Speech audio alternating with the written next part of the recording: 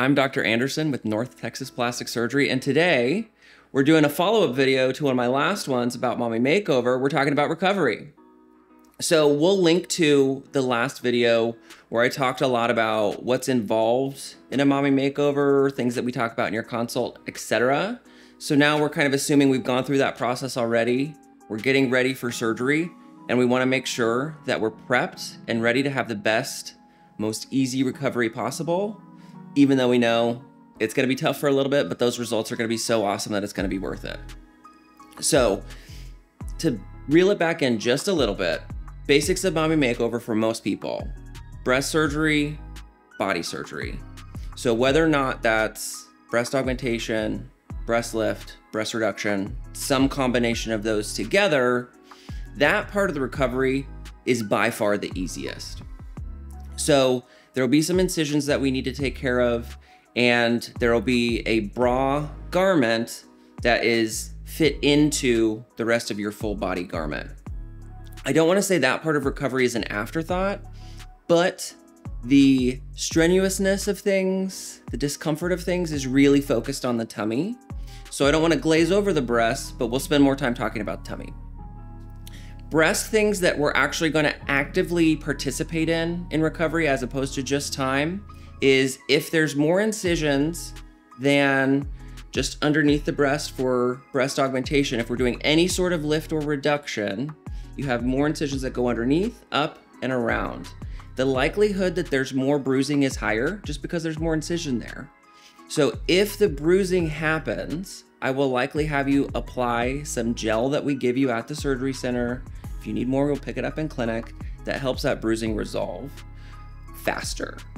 I tell people all the time, I'm very greedy. I want that bruising to go away quickly so that your recovery is just easier. My clinic nurses and myself will guide you through what exactly to do, but that's just a very common thing that you can see and expect. I found in the past, if I haven't told people about this, they're like, oh, what are we doing? What's going wrong? Nothing's going wrong. We're just trying to make it easy on you. That being said, breasts right after surgery never look like how they're going to look. I don't want them to. Things are going to be high. The shape is going to be slightly not how we want it because the skin is always going to stretch and accommodate whatever procedure we did. So if we're perfectly round at the bottom portion of the breast, then 2 months from now, we're going to look saggy again. So usually what I'll tell folks is we're kind of flat on the bottom, very round on the top, like sometimes a little bit surprising how high we are up on the chest. That's perfect. Over the next couple months, things are gonna settle down into place, round out, and be very lovely. Now, you've probably heard something about if you're getting an implant, breast implant massage. That's something we kind of fold into your recovery process. Usually we'll start talking about that about a week after surgery happens. We'll link to another video that my nurse Megan did a couple years ago that describes exactly how to do that so you can guide those implants down in the pocket just to get that result as best we can. Now, if you didn't have an implant, we're not gonna need to do breast implant massage. We'll talk about that too. Like I said, the breast part of the recovery is pretty easy. We'll talk more tummy recovery now. So most folks, when we're talking Mommy Makeover, they'll tell me they feel like they have that muscle separation. A lot of times if there was a C-section, they feel like they have that C-section shelf, or just the skin doesn't line up as perfectly as it used to prior to not having a scar there. So most folks are getting some sort of tummy tuck with their Mommy Makeover. So whether or not you have standard tummy tuck, extended tummy tuck, the recovery process is gonna be very similar. So muscle wall repair is something that is always a part of tummy tuck. People will often ask me, you know, I saw some other consult somewhere else and they didn't mention that was part of the thing. For me, if we're doing tummy tuck, the muscles are gonna get tightened. That's gonna do a few things. It helps pull you together so you feel like you have that abdominal wall integrity that maybe not as much after things were stretched out and came back, but it also helps define your waist. So that's just really an important part of things. Now with the skin removal, things are gonna be very tight in an up and down direction. So that's why you always see people hunched over after their tummy tuck surgery. So between those two things, the muscles being really tightened and the skin being removed, you're in this weird position that's kind of uncomfortable. And that's why when we're talking about this, we're talking, and when I say this, the whole mommy makeover, the discomfort from that outweighs anything from your breast surgery. So that's why we focus on tummy things to keep you as comfortable as possible, because the breasts are almost secondary. So we're gonna talk before surgery about the pain medication regimen that you're gonna be on. We do what's called a multimodal pain regimen, where you're taking several different kinds of pain meds that are hitting different pain receptors, so that we're attacking it from all these different angles so that your body can stay as calm and comfortable as possible. Knowing, of course, we can't make your pain level 0, but getting it to somewhere where you can hopefully be getting some decent rest as things are going on. So that's really right after surgery. Pain control, very important, so you can be functioning as best as possible. So like I said, you're gonna be hunched over because everything's so tight and snug, and people often ask, when can I start standing up straight? That's usually around the 7 to 10 day mark, where you're gonna feel like things are not relaxing, but it's just gonna be a little bit more comfortable to start to stretch out. The other thing I hear all the time is some pretty uncomfortable lower back pain. Most of my patients that are getting mommy makeover, over 30 years old, I hate to admit it, but so am I. Our backs are not as limber as they once were. So when you're hunched like this for a week, that starts to tighten up. So as we straighten out, a lot of times that back pain just resolves on its own. So that's enough talk about pain. We don't really want to focus on that because that's very limited. Right after surgery from this, we're putting you in a full body garment. That, from my perspective, is going to consist of 2 different pieces. So directly on your skin, there's going to be a piece of thicker black foam that's kind of vest shaped. So we call it a foam vest. It's very technical. That helps give nice even compression to help with your swelling, somewhat contouring, but really it helps more with swelling and helps things settle out. Over top of that is your full body elastic garment that also helps with swelling and helps keep things in place. Like I was referencing before, that has built-in bra, so for your breast surgery aspect of things, the upper part of it is taken care of. So we have fitted you with a pretty specific size. In surgery itself, we're gonna wear that garment round the clock for the first 3 weeks. Of course, you can take it off and launder it when you shower, ideally daily after surgery, but first 3 weeks, round the clock. After those first 3 weeks, we're gonna work into our stage 2 garment that we will send you links for, garments that many patients have gotten in the past and had a lot of success with. Those are a lot less cumbersome, easier to get in and out of. And just as you know, the second 3 weeks is going on and you're transitioning back to going to work, more regular life things, it's just an easier garment to deal with. We talked about pain control and we talked about garments. A lot of times I'll get asked about positioning after surgery, like how do I sleep after I had a tummy tuck? So most folks, if they have got some sort of reclining chair, feel like that is the easiest way to do things after the tummy tuck, because you can't lay down flat. That position of a recliner where you're bent at the waist and your legs are up is not the natural position of a human body, but the position that we want you to be in until we're feeling comfortable flattening out. Now, if you don't have that, what I'll tell folks is what you can do is kind of make yourself a nest in bed where you have a couple or a few pillows behind your back, a couple or a few pillows under your knees, so you're supported in that way. Now, the little bit out in the weeds caveat question that I'll get is, what if I also had a BBL? So if we did fat transfer as well, we will very specifically go over with you at the surgery center, and we'll talk to you more before and after surgery how to do that. But there's gonna be, you're still gonna be in that bent position, but there's gonna be a lot more rotating side to side so that we're supporting the fat on the inside so that it can take and we have maximum benefit of any fat that was transferred there. So as I alluded to before, after 7 to 10 days of sleeping a little bit uncomfortably in that position, if we're doing the nest in bed, we can start pulling pillow from behind, pulling pillow from under the knees, and gradually flatten out so that we're feeling more comfortable. Also, like I said, that's gonna help alleviate some of that back pain that kicks in. Another really important question that I get asked, and something that everybody wants to do after their surgery, is make sure that their scars are healing as well as possible.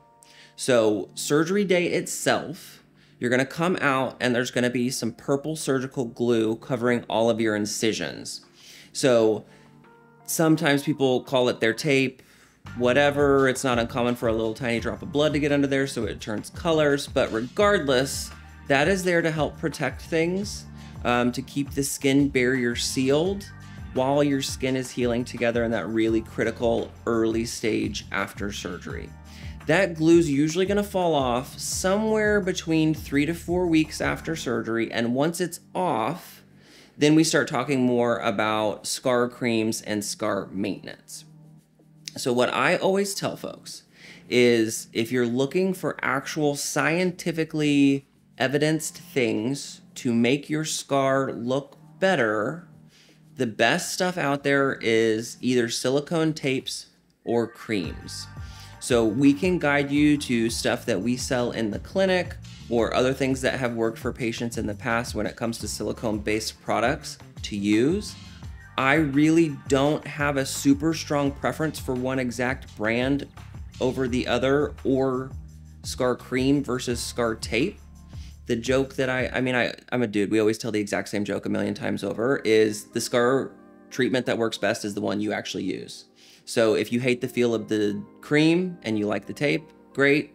If you don't, if the tape is cumbersome and you want to use the cream, wonderful. Just something that you're going to use. In addition to cream or tape, the other conversation we're going to have is how you need to protect that scar from the sun. So, you know, it's not uncommon. Somebody comes out of surgery, they see in the mirror what they feel inside. They're more excited maybe to show a little skin in the sun. If those scars early on get too much sun exposure, they're gonna get set up to either stay bright red or bright white, probably for forever. So we just wanna protect those so that they can fade and be as discreet as possible as time goes on. So it's just, you don't even think about them, hopefully in the long term. Another super common question after this during the recovery process is lymphatic massage. So patients have told me that they really enjoy the lymphatic massage, that it's very comfortable.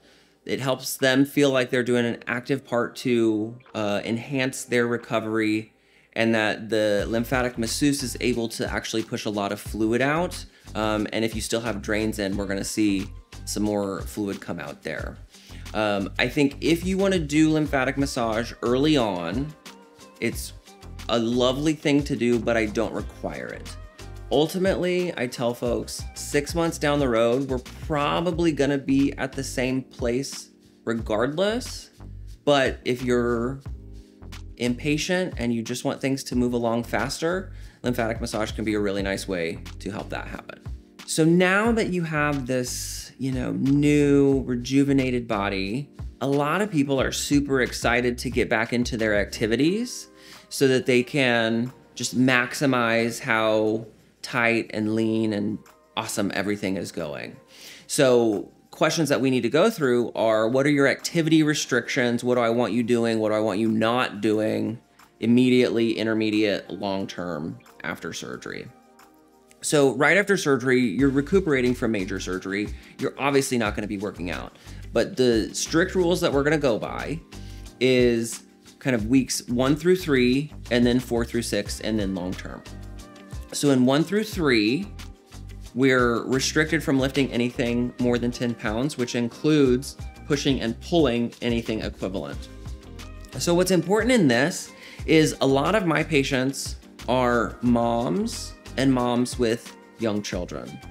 I will never tell a mom that she can't hold her child. That would be crazy, insane, stupid, right? But we might have to be a little more careful, creative with how we do that. So if you're sitting on the couch, somebody maybe has to, if you have like a little baby, somebody has to bring little baby to you to hold. What I really don't want to see is when you have that 20-pound, I don't know, 14-month-old, the classic bend over at the waist pop up, because that is going to put stress on things and can potentially lead to complications that we don't want to deal with. So if we're having to do something like that, it's squatting down, bending at the knees, and kind of scooping the child up. Hopefully, as they're more ambulatory, they can kind of come to you. This period is brief, so that cumbersome activity is very limited. So first 3 weeks, the basics, no lifting, pushing, pulling, anything more than a 10-pound equivalent. After the first 3 weeks, so as we're going into weeks 4 through 6, you're gonna feel better, you're gonna wanna move around more, but we still have to rein things back a little bit. At that point, we're gonna talk about you being able to do light cardio. To me, what light cardio means is anything that's maybe gonna get your heart rate to like around that 100 mark, but we're not gonna cause anything that's really like sweaty. The reason I say sweaty is as we're sweating, increased bacteria to the skin surface, potentially, possibly risking infection, obviously things that we really want to avoid. That being said, getting up and moving around can just start helping us feel a little more normal, a little more comfortable again. So getting up, going for like a slightly brisk walk, walking on an incline on your treadmill. I don't know if anybody has ellipticals anymore, but like spinning around on an elliptical or like your stationary bike, things like that can be good. So that way you're just feeling like you're moving, you're getting a little bit of endorphins coming out of that little slump that a lot of people see around the 3-week mark after a big surgery like this. After those 6 weeks are over, you're gonna get cleared to do whatever you want.